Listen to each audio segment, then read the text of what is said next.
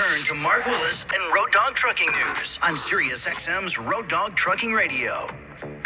Hey, drivers, want to welcome you back and spending a little time talking about this big monster storm that's called Milton Hurricane, currently a Category 4. And, you've seen a lot of the video where people have been evacuating, trying to get off get out of Dodge, if you will, and many making their way along Interstate 75 or Interstate 4, trying to get out of the area. Reporter David Chudzik is back with me now to talk with this. And David, hope you are nice and safe and dry at the moment. And I was looking on social media last night, and somebody had posted some video of the Tampa Bay Bridge and the fact that there were hundreds and hundreds of cars and trucks trying to get over that bridge, trying to get out of the way of that storm. It just illustrated just how nervous people are with the approach of the storm. Man, did you see that? Welcome back. What's the latest? Well, they're rightly have a right to be nervous because the bridges at this time are closed. When you get those sustained tropical force winds, that's when you shut the bridges down. So the Sunshine Skyway, the Howard Franklin Bridge, and the Courtney Campbell Bridge at this time are closed in the Tampa Bay area. Yeah, and this is going to really present, I think, some major problems, right? Because when you look at those bridges being closed down, are they maybe engineers thinking those bridges could sustain a lot of damage when these storms go through? Could there be rebuilding involved? Or the other side of that, Florida's got like building codes that require the bridges maybe to be able to withstand certain wind speeds or other elements, right? What about those? Yeah, so it's not unusual for these bridges to close down when those winds hit those speeds. So, the big thing for here is the storm will pass, and then inspectors will look at the bridges and make sure they're fine. The Howard Franklin Bridge, which is the bridge that goes between Tampa and St. Petersburg over Tampa Bay, during the last storm, Helene had some washout on it, but traffic was back on it within a day or two. So they're used to it here. The big thing is right now that if you are evacuating, it's almost too late right now. Now is the time when you shelter in place. And they don't really want anybody on the roads. So the only people that are on the roads right now, emergency vehicles. You see a lot of the sheriff's office vehicles, Tampa Police Department vehicles that are on the roads right now. But that's pretty much about it. Okay, sheltering in place, that is a very unique term because, sheltering in place in your home, I guess is going to be one thing, stocking it up with supplies as the storm approaches, having enough maybe food and water for maybe 24 to 48 hours out there. Are most of the structures, the homes, going to be able to withstand these kind of forces of winds, 175 miles an hour to that extent? I would imagine there's going to be a lot of damage there. What does shelter in place mean in this case? Well, in this case, again, I think I might have explained this a little bit yesterday, is how the different dynamics of the storm could impact different areas just miles apart. So At this time, we're seeing tornado warnings in Polk and Highlands County, which are well inland in Florida, probably about 50 miles off the coast of Florida. And those bands are creating tornadoes right now. So sheltering in place when you've got a tornado and no basement is moving into the center of your home. Sheltering in place because of flooding is a lot different. That's get up high because you didn't evacuate when you were supposed to evacuate. The great news is it seems like most of the people that live along the barrier islands and that has evacuated. I haven't seen a lot of activity on the islands. It looks like ghost towns, and people have moved off that. So they're definitely listening to the warnings this time around. My golly! All right, absolutely, and that's got to be music to the ears of law enforcement. Correct in that? Definitely. Definitely. Many are heeding the warnings. Definitely. The governor had a press conference right after lunchtime today, around 1 o'clock, and he was saying that a lot of the bridges that go to those islands, those barrier islands, will be open to evacuate if folks want to evacuate at the last minute. I'm going to tell you right now, the winds are pretty sustained at like about 40 miles per hour, 35 miles per hour. And they're expecting the storm to hit landfall probably around 10, 11 o'clock. So a little sooner than we thought.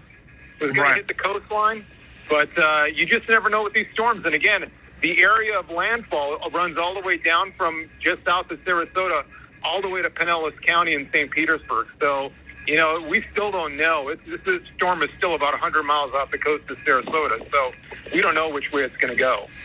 Yeah, okay, absolutely. And then it is going to be the process of going out and trying to find search and rescue, then maybe try to assess the damage out there. David, do you know if it's there's going to be multiple teams that will be out assessing damage? Local emergency management leaders or agencies, police, fire, other groups going to be involved. Probably a multifaceted department effort, right? To go out and look at it. You've got it. You've got about 100,000 people that are staged ready for that recovery effort, whether it's linemen. About half of those are linemen. The other half are National Guard, State Guard, local law enforcement, the federal government with FEMA.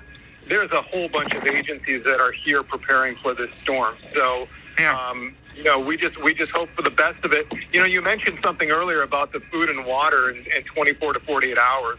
With power outages here, we're actually looking at maybe having supplies for up to 4 to 5 days. Wow. Absolutely. And just think about the enormity of the storm that it's going to hit. And you mentioned, though, that if somebody's trying to get out now, it may be a situation where it is too late. Correct, Jeanette? Have you been hearing from, say, those that have been through these kind of storms that might say, well, I've been through it once, I'll get through it again? And I don't know. It just kind of makes me think, okay, that's kind of like rolling the dice, hoping for, pulling some good numbers there. What do you hear from old timers about that? I say those that have that weathered those kind of storms. They just kind of go with the flow?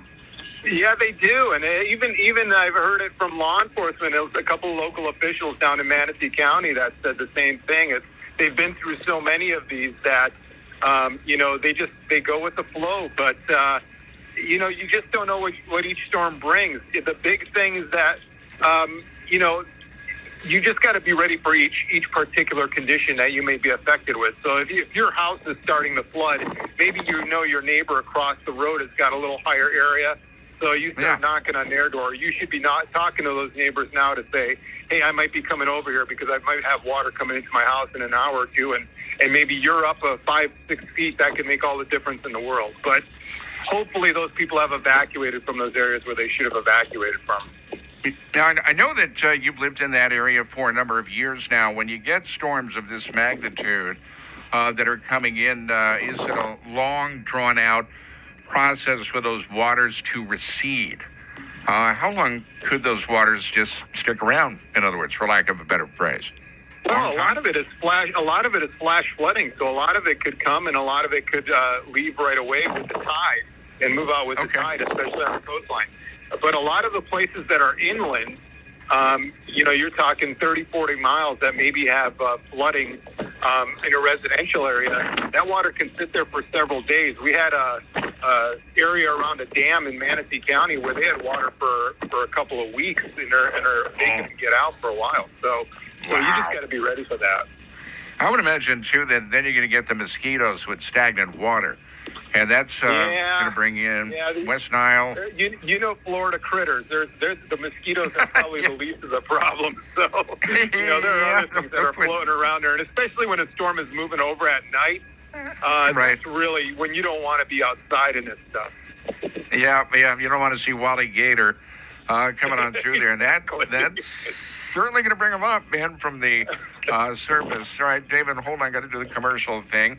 And ladies and gentlemen, reporter David Chudzik on the line with me, and wanted to bring him back today. Just give you a bird's eye view, if you will, a look as to what's going on now with the eye of the storm due to hit tonight. We're talking about 10, 11 o'clock, maybe a little sooner, later, depending upon how fast this thing is going out there. The other thing you got to think about is when do businesses reopen? When do they get the all clear to bring folks back in and then start the process of getting back to work whenever quickly and safely as possible? There's a lot of trucking, warehousing That's up along those interstates, Interstate 75, Interstate 495. We'll talk about that. Who gives the all clear when it's okay to resume life again? We'll talk about that in a minute as we follow the tracking of Hurricane Milton. I'm Mark Willis on Sirius XM 146.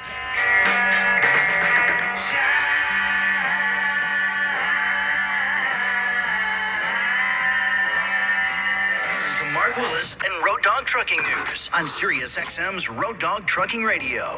Hey, ladies and gentlemen, welcome back. And again, reporter David Chudzik is on the line with us. And David, you're going to stay there, right? Not many plans of maybe getting out of there with the storm coming in?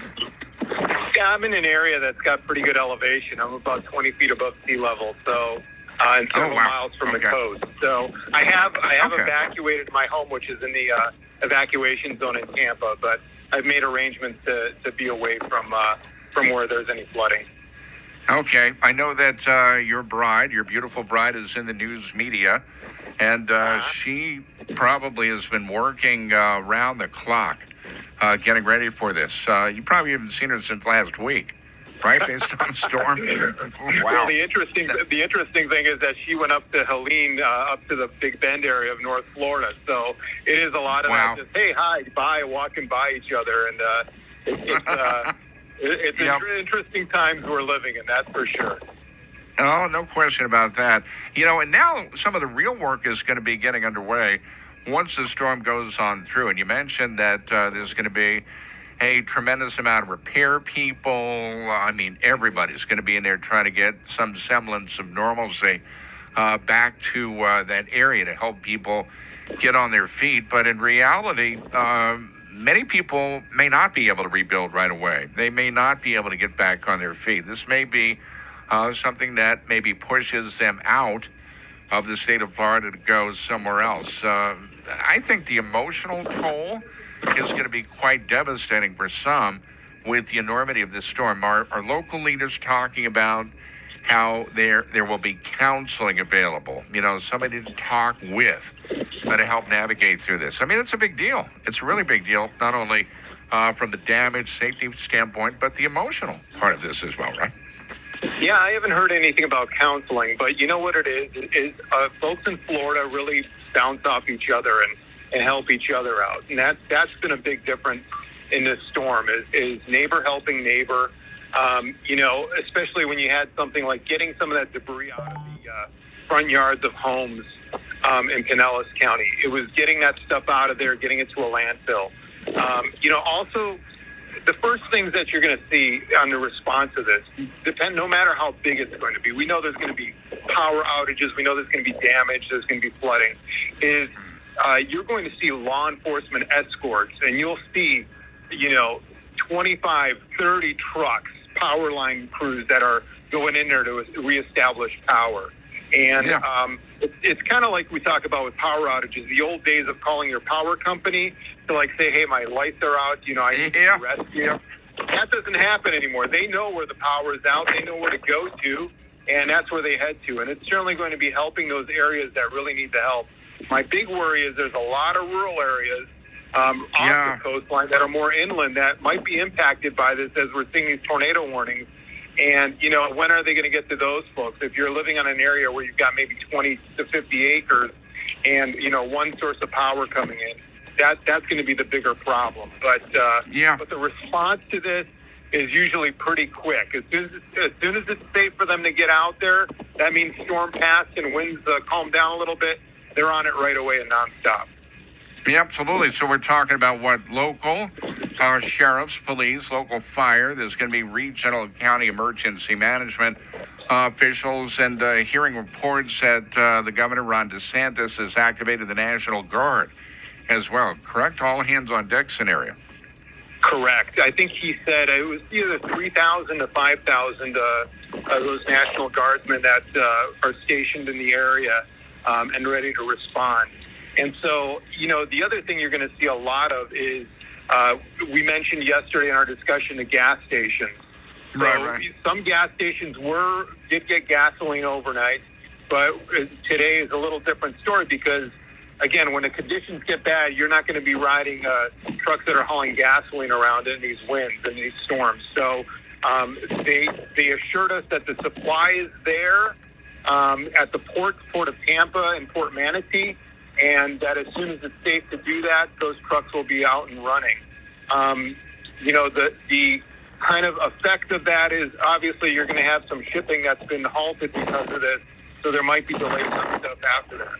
But if you're thinking you're going to get your Amazon package before you get your power restored, that's not going to happen. The priorities are in place, and there's a pecking order to what gets responded to and what's the priority. So you're going to see that immediately as soon as the storm moves through here.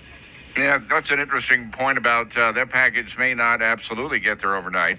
Exactly. What's going on with the storm activity? And, speaking of that, the freight that does come in, a lot of that's going to be dependent upon the opening of the airports, local, regionally, and then, say, the Tampa International Airport. Is that closed down now, do you know, just offhand, or about to be? Yeah, okay, it is shut down. It's been closed since yesterday. So, okay. And even I think Orlando right now is closed. Sarasota has an airport that's closed. So, yeah, that process, that transportation. I had a friend of mine that just returned from Europe last night into Orlando, and it was probably one of the last flights to get in there before they closed that airport down. So, certainly those things, they take those precautions, and those things are going to be closed for a while, at least I would say for the next 24 hours until this storm passes. Yep, and the airports, I've got to imagine, are going to tell their employees to go home or to get out of there, right? There's not really going to be anybody there at the airports to help folks out.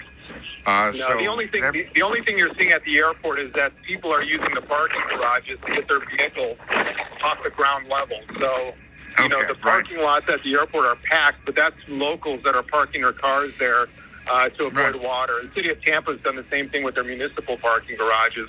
And you obviously know the stories of what happened with those EVs that had salt water get in and start on fire. So nobody wants that to happen.